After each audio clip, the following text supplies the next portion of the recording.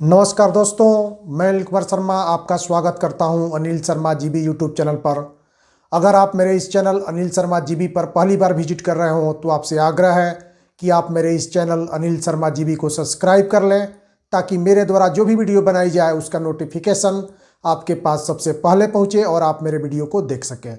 तो दोस्तों, आज मैं पुनः उपस्थित हूँ आप सभी के बीच एक महत्वपूर्ण जानकारी के साथ। आशा करता हूँ कि आप सभी को ये जानकारी पसंद आएगी। अगर आपको ये जानकारी पसंद आती है तो निश्चित रूप से आप इस वीडियो पर अधिक से अधिक लाइक करें, कमेंट करें और शेयर करें। तो आइए शुरू करते हैं। आप सभी जानते हैं कि आज से दिसंबर माह जो है शुरू हो गया है और यह साल का जो है आखिरी महीना है। तो इस माह में बहुत सारे ऐसे बदलाव किए गए हैं जो कि आपके दैनिक जीवन से आपके जीवन को प्रभावित कर सकते हैं। तो आइए एक एक करके जो है इस वीडियो के माध्यम से देखते हैं कि ऐसे कौन से बदलाव जो है इस दिसंबर माह के पहली तारीख से जो है किए गए हैं, जिसका असर जो है आपके दैनिक जीवन या फिर जो है आपके जीवन पर पड़ सकता है। 1 दिसंबर को कौन कौन से ऐसे बदलाव किए गए हैं जिसका प्रभाव जो है आपके दैनिक जीवन या फिर जो है आपके जेब पर पड़ सकता है। तो हम यहाँ पर एक एक करके आज से हुए बदलावों की चर्चा करेंगे। तो पहला बदलाव यह देखने को मिल रहा है कि सिम कार्ड बेचते हैं तो उसके लिए आपको जो है कंपनी का जो है अब उत्तरदायित्व हो गया है कि किसी भी व्यक्ति को अपना सिम बेचने के पहले जो है वह उस व्यक्ति का पुलिस वेरिफिकेशन कराए और उसके बाद ही जो है उस व्यक्ति को सिम कार्ड बेचने की अनुमति दे।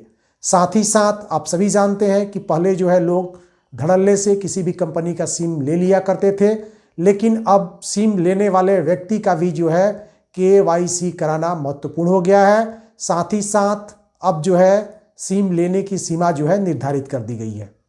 अब कोई भी व्यक्ति 9 से ज़्यादा सिम जो है नहीं ले सकता है। अगर वह 9 से ज़्यादा सिम लेता है तो उसके ऊपर जो है एक्शन लिया जाएगा। तो इस प्रकार सिम के लेन देन में बहुत महत्वपूर्ण जो है बदलाव किया गया है। बिना पूर्ण KYC कराए हुए किसी भी कंपनी का सिम जो है बेचता है तो उस व्यक्ति पर जो है 10 लाख रुपये तक का जुर्माना हो सकता है। तो ये एक महत्वपूर्ण खबर है। इसके पीछे कारण यह है कि आज के समय में बहुत सारे धोखाधड़ी जो है सामने आ रहे हैं, जो कि सिम के माध्यम से हो रहे हैं। दूसरे के सिम से कोई व्यक्ति जो है धोखाधड़ी करके उस व्यक्ति को अनावश्यक रूप से जो है कानूनी शिकंजे में फंसा दे रहा है। तो इन सब बातों को रोकने के लिए इस तरह का प्रावधान जो है भारत सरकार द्वारा किया गया है। आइए दूसरा बदलाव देख लेते हैं। तो दूसरे बदलाव में सबसे महत्वपूर्ण बदलाव यह है कि आप सभी जानते हैं कि महीने के शुरुआत में जो तेल कंपनियां हैं या फिर जो है गैस कंपनियां हैं वो अपने दामों में जो है कमी या बेसी करती है। लेकिन इस समय जो सबसे महत्वपूर्ण खबर आ रही है वह यह आ रही है कि कमर्शियल गैस के सिलेंडर पर जो है 21 से लेकर के 27 रुपये तक की वृद्धि की गई है, जबकि डोमेस्टिक गैस यानी जिस पर आप घर पे खाना बनाते हैं उस सिलेंडर पर किसी तरह का जो है रेट नहीं बढ़ा है। वह पूर्व की भांति आपको उसी रेट पर मिलता रहेगा। हाँ, अलग अलग शहरों में इसका रेट अलग अलग हो सकता है। तीसरा महत्वपूर्ण बदलाव ये हुआ है कि आप जो है जीवन प्रमाण पत्र डाकिये द्वारा बनवा सकते हैं। हालांकि डाकघर में ये सुविधा मुफ्त है, लेकिन अगर आप चाहते हैं कि डाकिया आपके घर आकर के आपका जीवन प्रमाण पत्र जो है बनाए तो इसके लिए आपको शुल्क के रूप में 70 रुपया जो है डाक विभाग को देना होगा। डाकिया आपके घर पर आकर के आपका जीवन प्रमाण जो है बना देगा। तो एक सरकार द्वारा अच्छी पहल है। ऐसे व्यक्ति जिनको समय की कमी है या ऐसे व्यक्ति जो कि आसानी से डाकघर में नहीं जा सकते हैं, वैसे व्यक्ति किसी भी माध्यम से डाकिया को जो है खबर करके अपने घर पर ही जो है अपना जीवन प्रमाण पत्र बना सकते हैं। पेंशनधारियों के लिए एक महत्वपूर्ण खबर जो है ये आ रही है कि सभी तरह के पेंशनधारियों को अब 30 नवंबर तक अपना लाइफ सर्टिफिकेट जो है जिस बैंक से वे पेंशन उठाते हैं उस बैंक में जमा करना अनिवार्य होगा, अन्यथा उनका पेंशन सर्कल जो है रोक दिया जाएगा और उन्हें पेंशन जो है तब तक प्राप्त नहीं होगा जब तक वे अपना जीवन प्रमाण पत्र उस बैंक को जमा न कर दें। इसके अलावा आप सभी जानते हैं कि आप अगर दूसरे देश की यात्रा करते हैं तो इसके लिए आपको वीज़ा की ज़रूरत पड़ती है। लेकिन श्रीलंका अगर कोई भारतीय जाता है तो उसको वीज़े की ज़रूरत नहीं पड़ती है।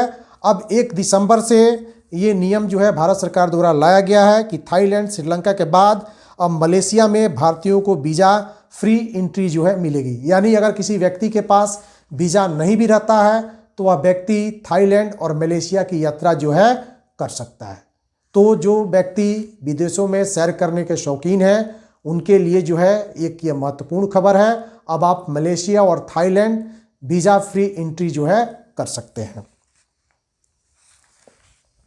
आधार कार्ड के संबंध में नया बदलाव ये किया गया है कि जो व्यक्ति पिछले 10 साल से अपने आधार कार्ड का उपयोग नहीं किए हैं या फिर जो है उसका नवीनीकरण नहीं कराए हैं, वैसे व्यक्ति 14 दिसंबर तक बिना शुल्क के जो है आधार कार्ड का जो है अपडेट करा सकते हैं।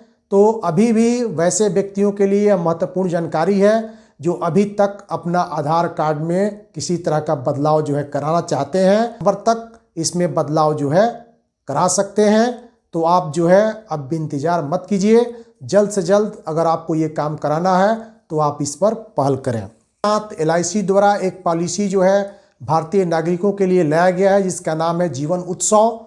तो ये है शुरू हुई है, तो आप जो है इसका फ़ायदा उठा सकते हैं। इसमें आप निवेश करके अपने जीवन को जो है सुरक्षित रख सकते हैं। इस पॉलिसी का सबसे ज़्यादा बेनिफिट ये है कि आपको इस पॉलिसी द्वारा समय समय पर जो राशि है वो लौटाई तो जाएगी ही, साथ ही साथ आप कभी भी जो है इस पॉलिसी के आधार पर LIC से जो है लोन ले सकते हैं। अगली बड़ी खबर ये आ रही है जो कि बैंक से संबंधित है। आपने अक्सर सुना होगा कि जो व्यक्ति बैंक से पर्सनल लोन लेते हैं ऐसे व्यक्ति से बैंक जो है बहुत सारे डॉक्यूमेंट्स अपने पास जो है जमा करा लेते हैं, और जब वह व्यक्ति अपना पर्सनल लोन चुका देता है तब बैंक द्वारा उसके कागजात जो है समय से नहीं लौटाए जाते हैं। व्यक्ति को बैंक का चक्कर जो है महीनों महीनों जो है लगाना पड़ता है। तो इस पे RBI ने कड़ा एक्शन लेते हुए ये प्रावधान जो है किया है कि अगर किसी व्यक्ति ने अपना पर्सनल लोन चुका दिया है और बैंक द्वारा 30 दिन के अंदर उसको जो है उसके कागजात नहीं लौटाए जाते हैं तो 31वें दिन पर जो है उस बैंक द्वारा उस व्यक्ति को जुर्माना देना पड़ेगा। यानी अब प्रतिदिन के हिसाब से बैंक को 5,000 रुपया जो है जुर्माने के रूप में उस व्यक्ति को देना पड़ेगा। जैसे ही कोई बैंक, इससे फ़ायदा जो है अब ग्राहकों को होगा कि जैसे ही कोई व्यक्ति अपना पर्सनल लोन चुकता करता है निश्चित रूप से उसके कागजात बैंक द्वारा जल्द प्राप्त हो जाएंगे, क्योंकि बैंक को भी ये डर होगा कि अगर हम इसमें ज़्यादा लेट करेंगे तो हमारे ऊपर जो है फाइन लग जाएगा और हमें उस व्यक्ति को प्रतिदिन 5,000 रुपये के हिसाब से उसको जो है जुर्माना देना पड़ेगा। इसके अलावा आप सभी जानते हैं कि बहुत सारे लोगों द्वारा जो है Paytm या फिर जो है Paytm या फिर जो है गूगल पे इत्यादि जो है UPI द्वारा ट्रांजैक्शन किया जाता है। तो इसके संबंध में भारत सरकार द्वारा यह नियम बनाया गया है कि अगर कोई व्यक्ति इस तरह के UPI का जो है उपयोग लगातार 2 साल तक नहीं करता है तो ऐसे UPI को जो है बंद कर दिया जाएगा। अगर वह व्यक्ति इस तरह के सेवाओं का लाभ लेना चाहता है तो निश्चित रूप से उस सेवा से उसका जो है ट्रांजैक्शन होना चाहिए। अगर आपका Paytm या पेफोन या गूगल पे बंद हो जाता है तो इसके लिए आप पुनः आवेदन कर इसको जो है सक्रिय करा सकते हैं। लेकिन अगर आप इसको 2 साल तक किसी तरह के ट्रांजैक्शन के रूप में उपयोग नहीं करते हैं तो ये सेवाएं आपको जो है नहीं मिल पाएगी। इसलिए अब कोई भी व्यक्ति वही जो है UPI अपने मोबाइल में या अन्य जगहों पर उपयोग करेगा जिसकी आवश्यकता उसको सबसे ज़्यादा है। ऐसा अक्सर ऐसे देखा जाता है कि लोगों द्वारा जो है बहुत तरह के जो है UPI से संबंधित सेवा प्रदाता कंपनियों के ऐप जो है डाउनलोड कर दिए जाते हैं, लेकिन उससे उनका काम जो है नहीं हो पाता है। उसमें से वे 1 या 2 UPI का ही प्रयोग करते हैं। साथ ही साथ आपको मैं एक चीज़ और बता दूं कि अगर आपने Gmail अकाउंट खोला है और उस पर भी अगर आप Gmail अकाउंट खोले हैं और उस पर आप सक्रिय नहीं रहते हैं, वह Gmail अकाउंट बहुत दिनों तक जो है अनएक्टिवेट रहता है, तो उसको गूगल द्वारा जो है बंद कर दिया जाएगा। गूगल द्वारा ये समझा जाएगा कि आप भले ही जो है उस पर अकाउंट बना लिए हैं, लेकिन इसका उपयोग जो है आप नहीं कर रहे हैं। तो निश्चित रूप से अगर आपने गूगल अकाउंट बनाया है या जीमेल बनाया है तो आप उसका उपयोग करते रहें, ताकि वो जो है हमेशा एक्टिवेट रहे।